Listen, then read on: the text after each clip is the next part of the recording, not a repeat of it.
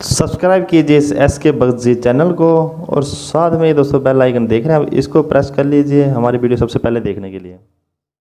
किसी को वात रोग बढ़ा हुआ है, जोड़ों में दर्द है, किसी किसी की संधियां तो इतनी मोटी मोटी हो जाती हैं, सूजन आ जाती है उन पर, हड्डियां कमज़ोर हो जाती हैं, osteopenia, osteoporosis, ESR uric acid बढ़ जाता है और शरीर बहुत ही जिसको कहते हैं कि बेकार, बहुत दुख और दर्द देने वाला हो जाता है। माने अपना ही शरीर अपने को दर्द देने लगता है। आयुर्वेद इसी तो नाम है कि आयु को बढ़ाने वाला, अपना शरीर, अपनी इंद्रियां, अपने बॉडी के ऑर्गन्स, अपना शरीर, अपनी इंद्रियां, अपनी बॉडी के ऑर्गन्स, अपने बॉडी के सेल टिश्यू अपने को सपोर्ट करें, अपने खिलाफत ना करें, अपने खिलाफ विद्रोह ना करें, बगावत ना करें। ये जो जितने भी डिजीज़ हैं, बॉडी जब ऑर्डर में नहीं रहती तो डिसऑर्डर करते क्या हैं?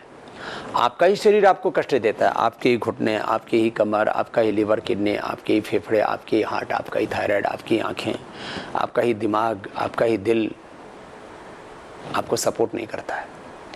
ऐसे में जब आप रोगों से घिर जाते हैं, फिर उसके बाद में जीवन के दूसरे भी जो बड़े प्रसंग हैं, संदर्भ हैं, उनके विषय में भी चर्चा करूंगा। सबसे पहले अब किसी को वात रोग है। अब एक एक बीमारी की यदि प्रतिशत में बात करें तो 40 के बाद करीब 80-90% लोगों को ये वात रोग हो जाते हैं और वात के साथ साथ बहुतों को, करीब 20% लोगों को जो है पित्त रोग हो जाता है, किसी किसी को कफ रोग हो जाते हैं और किसी को तो वात पित्त कफ त्रिदोष प्रकोपित हो जाते हैं। तो सबसे बड़ी वात की समस्या है। तो वात के लिए बिल्कुल आपको सामान्य उपचार बताते हैं, हम घरेलू उपचार बताते हैं। किस विकल्प को आप चुनें? तो विकल्प ऐसा हो जिसमें समग्रता हो, इंक्लूसिव हो, स्थायित्व हो, सस्टेनेबल हो, विकल्प सस्ता भी हो, कम से कम हानि हो, कम से कम उसमें खर्च लगता हो, कम से कम हानि हो या बिल्कुल ही हानि ना हो, और लाभ अधिकतम हो या पूरा हो। तो इन सारी कसौटियों पर, माने अधिकतम लाभ, कम से कम खर्च और कम से कम उसके दुष्प्रभाव नहीं, मैंने कहूँगा कि 100% उसका कोई दुष्प्रभाव नहीं, कोई कॉम्प्लिकेशन नहीं, कोई साइड इफ़ेक्ट नहीं, और उसमें स्थायित्व है। जो आपको लाभ होगा वो परमानेंट होगा और जो लाभ होगा वो समग्रता से होगा, इंक्लूसिव होगा। जैसे मैं आपको वात रोगों की बात कर रहा हूँ, तो वात रोगों के लिए मैंने सामान्य जोड़ों के दर्द से लेकर के रोमेटॉइड आर्थराइटिस से लेकर के क्रोनिक आर्थराइटिस से लेकर के हड्डियाँ, मांसपेशियाँ, पूरा शरीर जर्जरित तो हो गया, माने सर्वाइकल स्पॉन्डिलाइटिस, एंक्लोजिंग स्पॉन्डिलाइटिस, पूरी हड्डियाँ, मांसपेशियाँ, स्नायु तंत्र सब बेकार हो जाते हैं। ऐसे लोगों को मैंने ठीक किया है। और क्या है उपचार? अब मैं इसके 10 विकल्प आपको देता हूँ। हो सकता है किसी को सारे के सारे विकल्प सूट करें, हो सकता है 1-2 विकल्प आपको आपकी प्रकृति के अनुकूल। देखो, लाभ की मात्रा में 3 कारण हैं। एक कि आपकी बॉडी कैसे रेस्पॉन्ड करती है, आपको रोग का स्तर कितना है। जैसे किसी किसी का पेनक्रियाज बिल्कुल ही जो है रेस्पॉन्ड नहीं कर रहा है, बीटा सेल्स डिजनरेट हो गए हैं, लंग, हार्ट, थायराइड, फिर आपकी बोन्स, माने ब्रिकाइनोवॉलिज्म, catabolism, metabolism, bone formation, bone resorption, ये पूरा आपको सपोर्ट नहीं कर रहा है। यदि बॉडी पूरी सपोर्ट नहीं कर रही है तो थोड़ा सा वक्त लग सकता है, बस इतना ही भेद है। सबकी बॉडी की टेंडेंसी एक जैसी नहीं होती है, सबकी माइंड की टेंडेंसी एक जैसी नहीं होती है। बॉडी की कंडीशन, टेंडेंसी, कंडीशन, बॉडी की प्रैक्टिस, सबका स्ट्रक्चर, कैरेक्टर, सबके थोड़े अलग अलग होते हैं। वातावरण घर का एक जैसा नहीं होता है। आहार, विचार, वाणी, व्यवहार, स्वभाव का भी हमारे ऊपर बहुत गहरा असर पड़ता है, इसलिए थोड़ा लाभ की मात्रा कम ज़्यादा हो सकती है। तो मैं आपको 10 विकल्प बताता हूँ। किसके लिए? जोड़ों के दर्द के लिए, अर्थराइटिस के लिए, गाउट के लिए, सर्वाइकल स्पॉन्डिलाइटिस पेन के लिए, दर्दों के लिए, चाहे वो हड्डियों में, अस्थियों में दर्द है, चाहे वो मांसपेशियों में दर्द है। पहला विकल्प गिलोय। गिलोय जोड़ों के दर्द के लिए, डायबिटीज़ के लिए, ओबेसिटी के लिए, प्लेटलेट्स को बढ़ाने के लिए, हड्डियों को मजबूत बनाने के लिए, ब्लड के सर्कुलेशन के लिए, TLC, DLC, WBC, RBC, platelets, जितने भी ब्लड के कंपोनेंट्स हैं उनको बैलेंस करने के लिए, चिकनगुनिया, डेंगू के लिए, इम्यूनिटी को बूस्ट करने के लिए। जैसे किसी किसी का बॉडी का इम्यून सिस्टम उसको सपोर्ट नहीं करता है, उसके लिए ज़बरदस्त है गिलोय। कोई बार बार सर्दी जुकाम बुखार बीमार पड़ते रहते हैं, जरा सी सर्दी लगी, जरा सी गर्मी लगी, जरा सी कोई भी प्रतिकूलता आई, बॉडी तुरंत रिएक्ट करती है, इसको कहते हैं लो इम्यूनिटी। तो अब देखिए आर्थराइटिस के साथ कितने लाभ हैं इसके, तो गिलोय पीजिए। मैंने सामान्य जोड़ों के दर्द से लेकर के, कई बार मैंने अपना भी एग्जाम्पल दिया, 5-7 चीज़ों को मैंने खुद बचपन से फेस किया। पैरालिसिस को मैंने बचपन से फेस किया, दांतों की समस्या जेनेटिकली मुझे हो गई थी क्योंकि माँ के दांत और मसोड़े कमज़ोर थे। माँ अभी भी जीवित है, जिस माँ ने जन्म दिया, जीवन दिया, संस्कार दिए, दृष्टि थी जीवन की, और उनके तप त्याग तपस्या से आज हम यहाँ तक पहुँचे। लेकिन कुछ प्रॉब्लम्स जेनेटिक होती हैं। मैंने हमेशा कहा है कि बीमारियों के 3 बड़े कारण होते हैं। एक जेनेटिक, जिसको हम शास्त्र में प्रारब्ध कहते हैं, एक बाहर का इन्वायरमेंट, और दूसरा जो है हमारी अपनी दिनचर्या, हमारी अपनी लाइफस्टाइल, ज़िंदगी को कितनी संजीदगी जागरूकता के साथ हम जीते हैं। तो अपनी लाइफस्टाइल, जेनेटिक रीजन्स और एनवायरमेंटल रीजन्स। एनवायरनमेंट बोलो, बाहर के कुछ भी कारण है उसके अंदर, चाहे पोल्यूशन है, चाहे बैक्टीरिया है, चाहे वायरस है, जो भी खान पान है जैसा उपलब्ध है उसका, खैर किसी भी कारण से। मैं आपको फिर बहुत गंभीरतापूर्वक कह रहा हूँ कि मैं जब 8-9 साल का था तब से मुझे जो है वात का प्रभाव था शरीर में, और मेरी प्रकृति अभी भी वात और पित्त वाली प्रकृति है। यद्यपि थोड़े अंश में सारी प्रकृति सम रहती है, इसी को तो स्वस्थ कहते हैं, और ये वात पित्त दोष विषम हो जाएं इसी को त्रिदोष विकार कहते हैं, इसी को रोग कहते हैं। तो फेफड़े भी थोड़े कमज़ोर थे, क्योंकि मुझे याद है जब मैं आज से करीब 25 या 27 साल पहले पहली बार गंगोत्री गया था तो थोड़ा मुझे तकलीफ़ हुई थी। लेकिन उसके बाद मैंने अपने फेफड़ों को इतना अच्छा किया कि अब मुझे वर्षों हो गए, अब सर्दी कफ जुकाम का प्रश्न ही नहीं, बुखार का भी प्रश्न नहीं। दांतों को मैंने पहले दंतमंजन बनाया और फिर दंतकांति बनाया, उससे ठीक किया।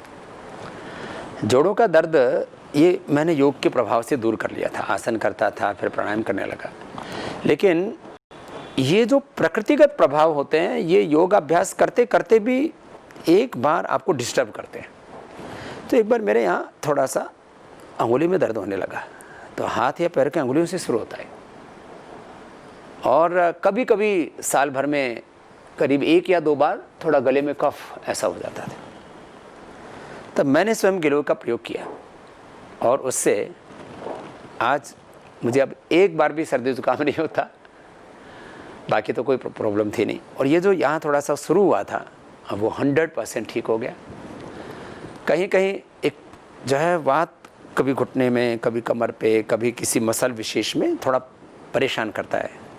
ये आर्थराइटिस की कंडीशन नहीं है, ये बात मैंने कहा ना 80 प्रकार का बात होता है। तो मैंने खुद के ऊपर प्रयोग किया, फिर मैंने रोमेटॉइड आर्थराइटिस के जो रोगी थे उनके ऊपर प्रयोग किया, और बाकी सब रोगियों की जिनकी मैं बात कर रहा हूँ। सबसे बड़ी बात है निर्दोष है। सर्दियों में आप इसको गर्म पिएं, और गर्मियों में उबाल करके ठंडा करके पिएं। कुछ लोग मानते हैं कि काढ़ा तो हमेशा गर्मी होता नहीं, काढ़ा उबाल करके, चाहे आप जैसे आपने गिलोय का काढ़ा पीना सर गर्मियों के अंदर, उबाल करके ठंडा करके पी लो। सरकल्प का हाथ उबाल करके ठंडा करके पी लो। स्वासारी पीना है तो जिनको कफ एलर्जी उनको तो गर्म ही पीना है। तो हर काढ़ा गर्म नहीं होता है, ये खास बात आपको मैं कहना चाहता हूँ। तो सबसे पहला विकल्प गिलोय का। गिलोय से ही मैक्सिमम लोगों का अर्थराइटिस ठीक हो जाता है। अब 2-3 एक चीज़ एक साथ भी कर सकते हैं। दूसरा एलोवेरा का, एलोवेरा का 25 से 50 ml घर में ही आप एक उसका गुद्दा निकालिए और उसको मिक्सी में क्रश करके पी लीजिए। गिलोय के साथ एलोवेरा भी, ये भी त्रिदोषनाशक है, मन वात पित्त कफ तीनों का संतुलन होता है इससे। फिर तीसरा है हार श्रृंगार पारिजात जिसको कहते हैं, वो भी पूरे देश में पौधा होता है। चौथा है फिर निर्गुंडी। और एक खास बात आपको कहना चाहता हूँ, पतंजलि का ऐसे तो रासना निर्गुंडी ये सभी काढ़े हम देते हैं। एक पीड़ांतक वात आता है, उसमें सारे वातनाशक औषधियाँ हैं। तो 2-2 चम्मच करीब 2 गिलास पानी में उबालो और 1 कप बच जाए तब छान के पी लो, माने 1/4 पानी बच जाए तब छान के पी लो। कोई भी काढ़ा रात को भिगो के सुबह पियो, सुबह भिगो के रात को पियो, तो उसके पूरे उसका एक्सट्रैक्शन, उसके जो एक्टिव कंपोनेंट्स इंग्रेडिएंट्स हैं वो पानी में घुल जाते हैं, इसलिए काढ़ा ऐसे पीना चाहिए। खैर, वात रोगों के लिए अभी मैं आपको कुछ ये प्राकृतिक चीज़ें बता रहा था। हल्दी मेथी सौंठ का मैं घरेलू उपचार बताता हूँ। इसको आप पाउडर करके सुबह शाम ले लें। किसी को केवल हल्दी से, किसी को केवल मेथी से ही फ़ायदा हो जाता है। केवल हल्दी मेथी सौंठ तीनों का मिश्रण ले ले तो ज़्यादा फ़ायदा होता है। वैसे इसका एक बना हुआ विकल्प है जो रेडीमेड आता है, वो है वातारी चूर्ण। इससे सस्ता कोई इलाज नहीं हो सकता। अब चंद्रप्रभावती लेते हैं, त्रिदोषा गुगुल लेते हैं, योगराज गुगुल लेते हैं। अब देखो, जैसे जोड़ों में दर्द है तो योगराज गुगुल सामान्यतः देते हैं। जब ज़्यादा दर्द होता है तो महायोगराज गुगुल देते हैं। जोड़ों के दर्द के साथ ऑस्टोपीनिया ऑस्टियोपोरोसिस, हड्डियाँ भी ज़्यादा कमज़ोर हैं तो इसमें लाक्षादि गुगुल देते हैं। जोड़ों के दर्द के साथ यूरिन की प्रॉब्लम्स भी हैं, गर्मी करती हैं जोड़ों के दर्द की दवाई, यूरिन में जलन हो जाती है तो गोक्षरादि गुगुल देते हैं। जोड़ों के दर्द के साथ स्किन की प्रॉब्लम है तो कैशोर गुगुल देते हैं। जोड़ों के दर्द के साथ साथ रीढ़ की हड्डी में भी, यहाँ ऊपर से लेकर के नीचे तक रीढ़ की हड्डी में भी दर्द है तो त्रयोदशांग गुगुल देते हैं, गुगल। फिर ज़्यादा दर्द होता है तो महावात विध्वंसन रस प्रवाल पिष्टि बृहतवात चिंतामणि। महावात विध्वंसन 10 ग्राम, प्रवाल पिष्टि 10 ग्राम, गोदंती भी 10 ग्राम। और प्रवाल पिष्टि और मुक्ता शुक्ति ये हड्डियों को, माने कैल्शियम और फास्फोरस की कमी को दूर करते हैं, तो प्रवाल पिष्टि या प्रवाल पंचामृत और मोती पिष्टि या मुक्ता शुक्ति, ये भी मुक्ता शुक्ति 5 से 10 ग्राम, मोती पिष्टि 2 से 4 ग्राम, प्रवाल पंचामृत 10 ग्राम ले सकते हैं। और इसमें बृहतवात चिंतामणि महीने में 2 से 3 ग्राम ली जा सकती है, थोड़ी महंगी होती है। खैर, तो ये अनेक विकल्प मैंने आपको बताए। ये पाउडर सुबह शाम खाली पेट लिया जाता है, उससे बड़ा ज़बरदस्त लाभ होता है। खैर, मैं आपको बता रहा था, अब ये जो महावात विध्वंसन रस, प्रवाल पिष्टि, मुक्ता पिष्टि, मुक्ता शुक्ति, प्रवाल पंचामृत, गोदंती और महावात विध्वंसन, ये आपको हमारे पतंजलि चिकित्सालय, आरोग्य केंद्र और पतंजलि मेगा स्टोर यहाँ से उपलब्ध हो जाती हैं औषधियाँ।